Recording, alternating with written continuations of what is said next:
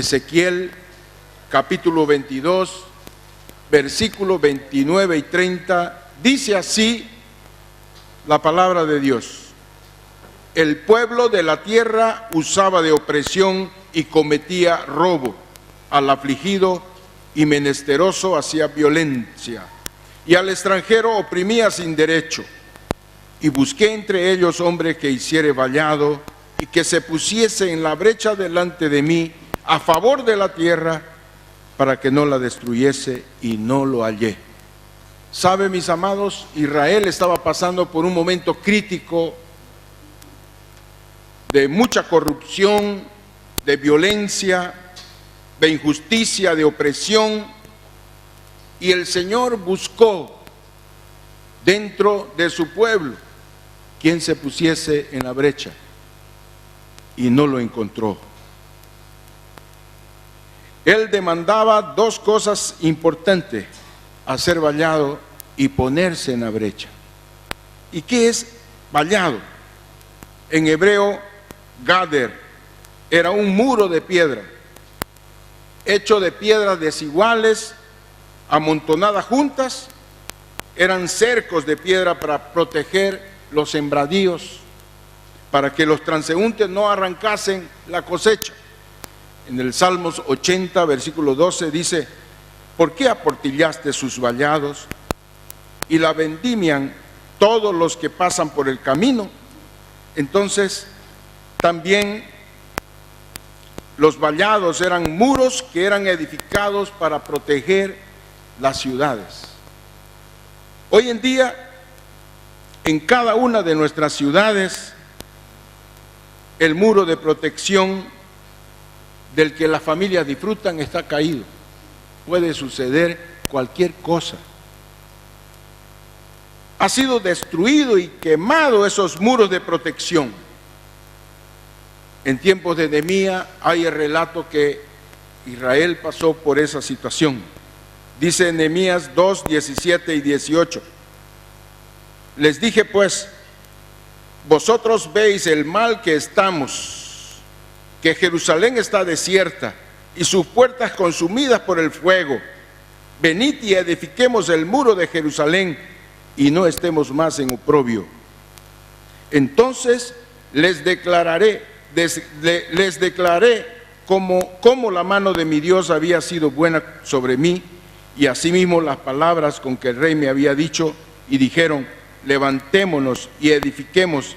Así esforzaron sus manos para bien. El enemigo había quemado las piedras, sus puertas y los muros, como también ha quemado nuestras puertas, nuestros muros aquí en Bolivia. Y eso con la intención de que no se pudieran más ser usadas esas piedras para ser edificadas. Entonces, eso tiene una señal y un simbolismo en nuestro tiempo, porque la Biblia, que son nuestra seguridad, las normas de Dios, son esos muros de protección, los principios de la palabra que pueden proteger nuestras ciudades. Y eso fue quemado. Lo mismo sucedió aquí en nuestra tierra cuando fue retirada la Biblia del palacio. El presidente Evo Morales sustituyó la Biblia por el texto de constitución política del Estado para acompañar todos los actos de su gobierno. No queremos nada con esto porque la religión no tiene nada que ver con el gobierno, fue su excusa. ¿Sabe? Vivimos esos tiempos aquí también, y en aquel tiempo Nehemías animaba a la gente. Les decía: no tengan miedo, recuerden que el Señor es grande y poderoso. Luchen por sus compatriotas, no solamente por sus hijos, luchen por sus generaciones. Era el mensaje de Nehemías. Nehemías 4, 1, 2 dice, 14 y 20, Nehemías 4, 1, 2, 14 y versículo 20 dice así: cuando oyó Sanballat que nosotros edificábamos el muro, se enojó y se endureció en gran manera e hizo escarnio de los judíos, y habló delante de sus hermanos y del ejército de Samaria y dijo: ¿qué hacen estos débiles judíos? ¿Se les permitirá volver a ofrecer su sacrificio? ¿Acabarán en un día. Resucitarán de los montones del polvo de las piedras que fueron quemadas. Más o menos como hemos visto el paralelo.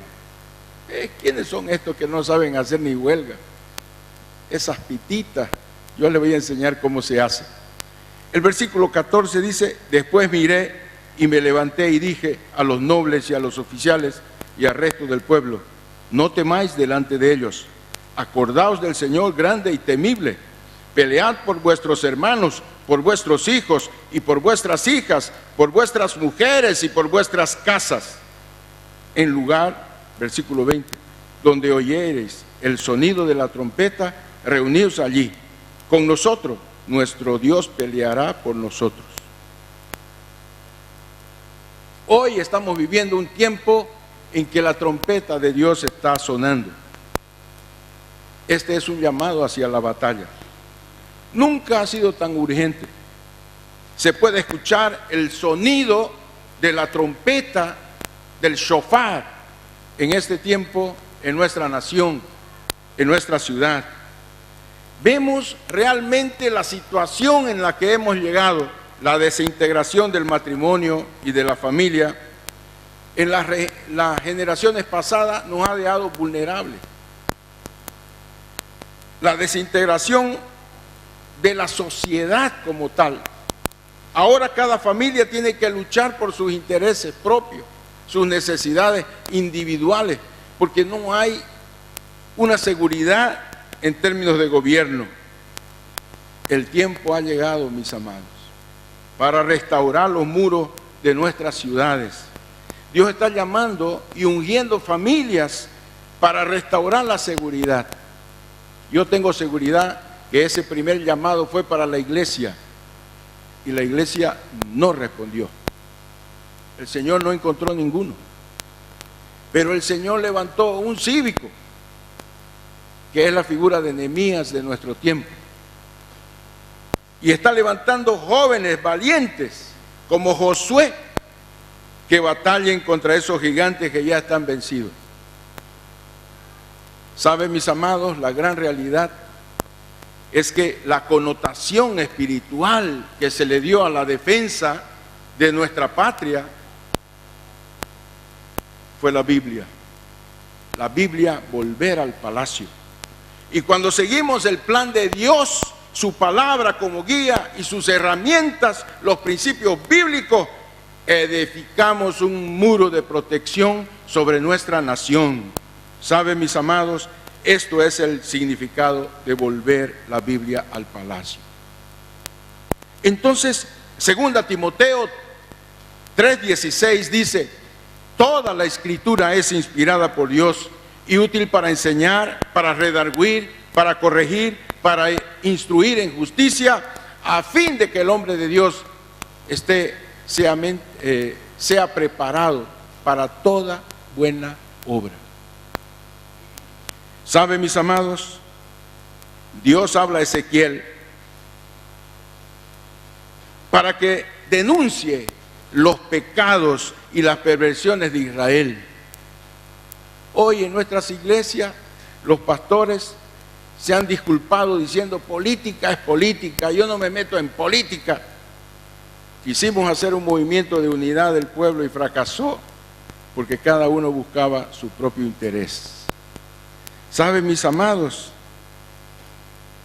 Ezequiel fue llamado para denunciar los pecados de su pueblo.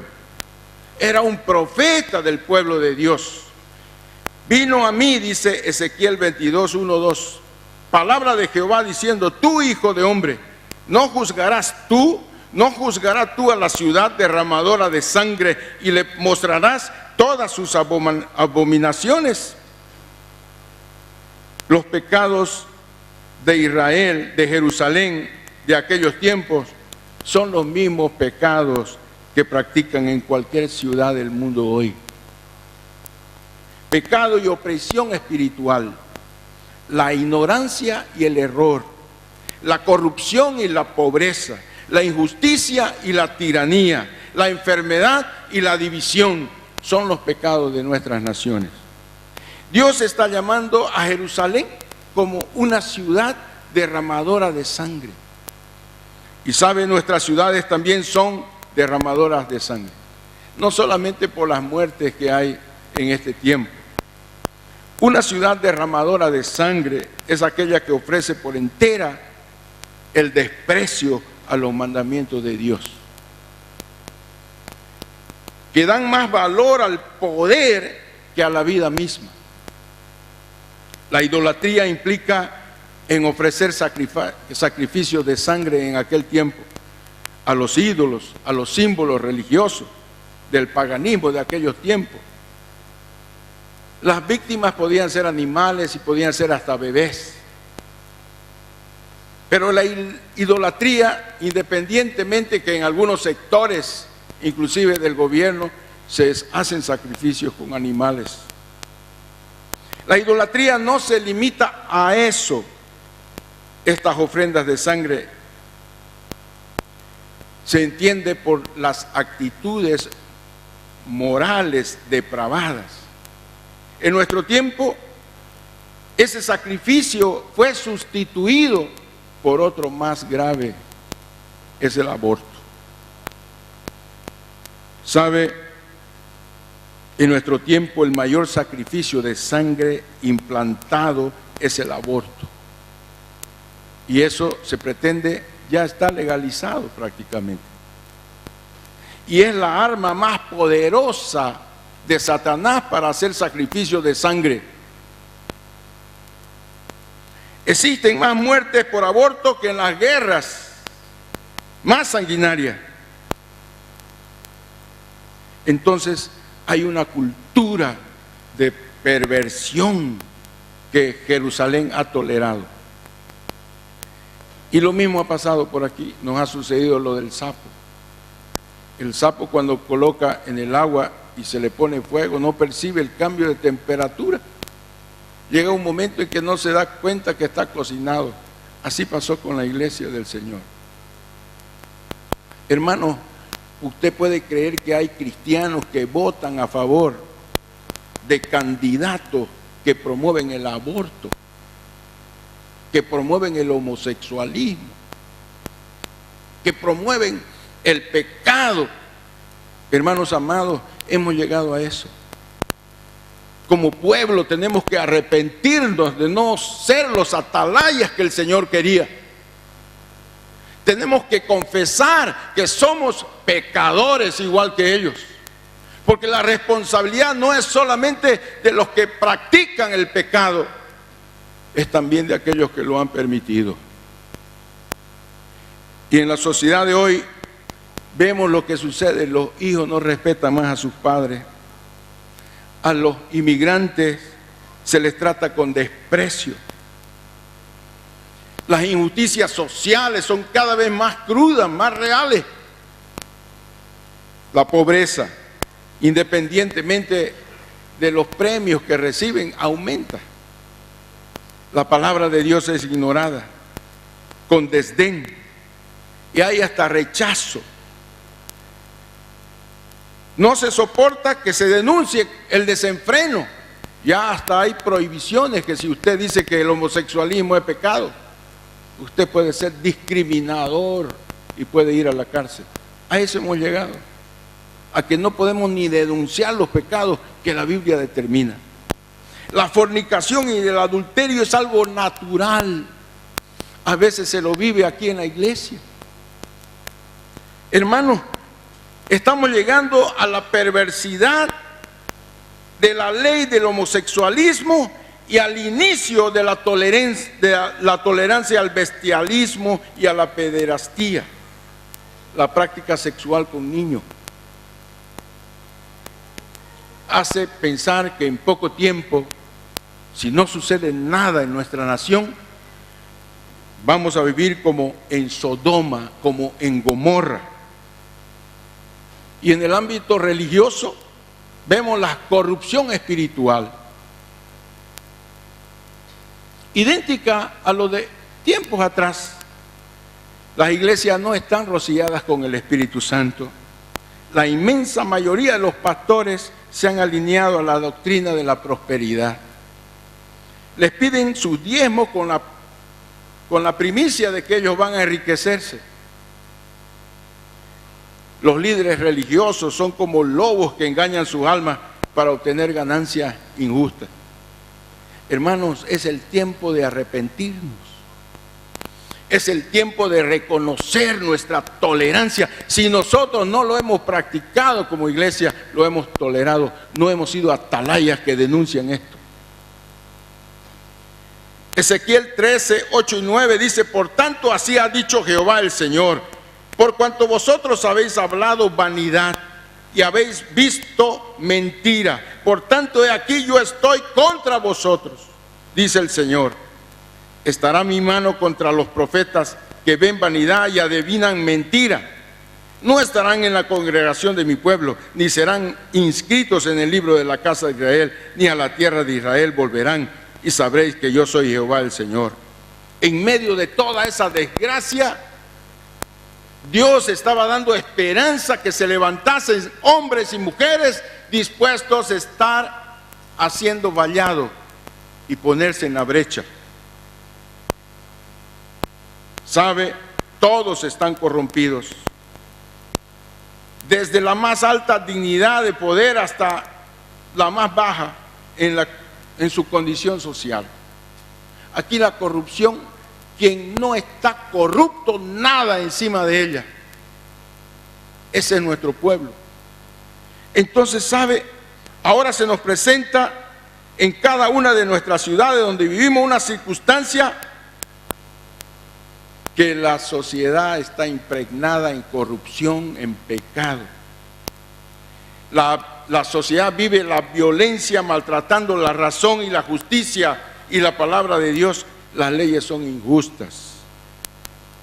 Se viola continuamente la Constitución y hay mucha opresión. El juicio es apremiante. Estamos cerca del fin. ¿Sabe? Hay pocos intercesores. Y es el tiempo en que Dios está llamando a su pueblo. El llamado que recibió Ezequiel es también el llamado que estamos recibiendo nosotros para levantar muros en nuestra ciudad y para ponernos en la brecha. Algunos se han levantado y Dios está levantando gente nueva.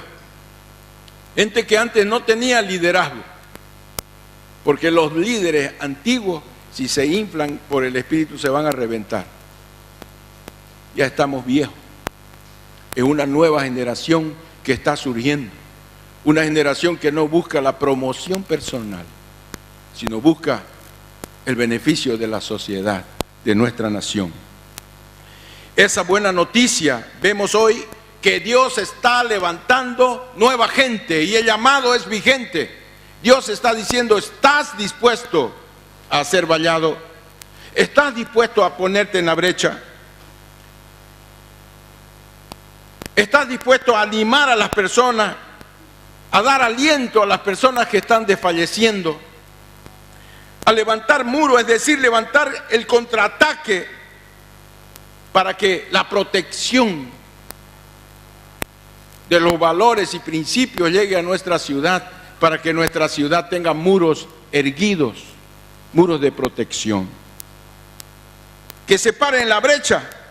Brecha significa espacios, desvíos. Entonces, que nos paremos en la brecha donde hay pecado, hermano, donde hemos sido permisivos, donde hemos permitido y no hemos hecho nada dando disculpas, y no hemos sido atalayas como lo requiere el Señor.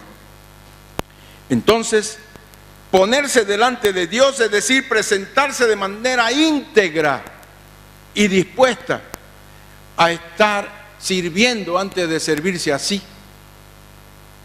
Entonces, mis amados, Dios quiere gente que se ponga a favor de nuestra nación.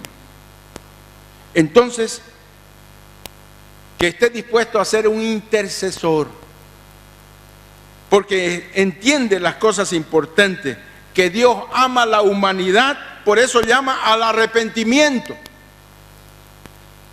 que su misión esencial del cristiano en este tiempo no es solamente orar.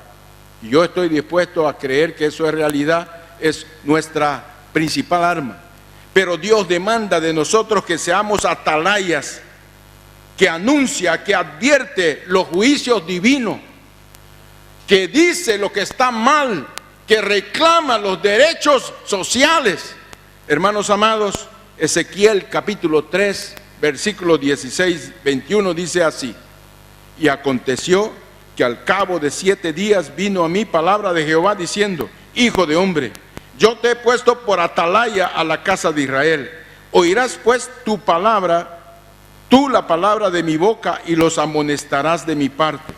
Cuando yo dijere al impío, de cierto morirás, y tú no le amonestares ni le hablares, para que el impío sea apercibido de su mal camino, a fin de que viva. El impío morirá por su maldad, pero su sangre demandaré de tu mano.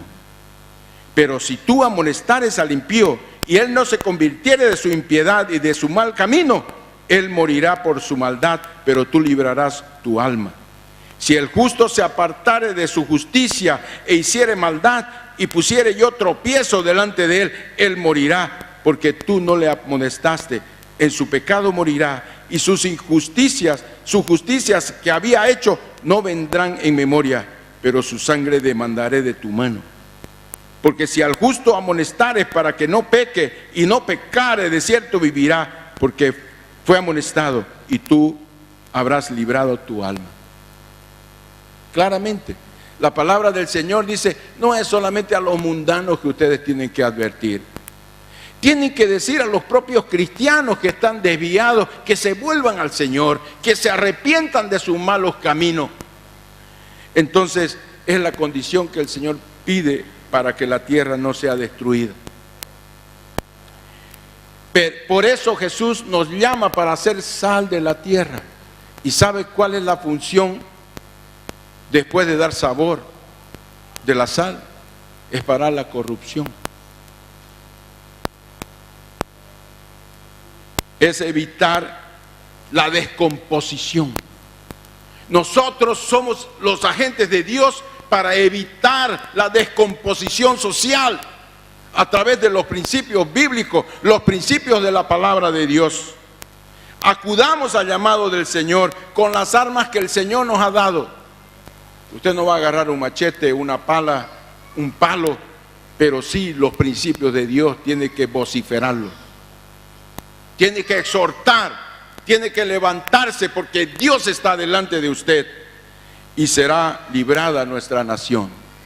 Y sabe, se cumple la palabra de Dios en nuestro tiempo. Si se humillare mi pueblo, por el cual mi nombre es invocado, y oraren y buscaren mi rostro, y se convirtieren de sus malos caminos, entonces yo oiré desde los cielos y perdonaré sus pecados y sanaré su tierra. El mensaje del Señor para su pueblo. Pongámonos de pie.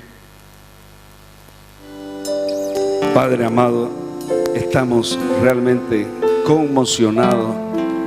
Estamos, Señor, realmente tan motivados de ver que tú has venido en estos 19 días acompañándonos y levantando, Señor, altares por todo Santa Cruz, por todo Bolivia, donde, oh Dios, tu nombre más que nunca, Señor, en Bolivia ha sido pronunciado y levantado, adorado, honrado, Señor.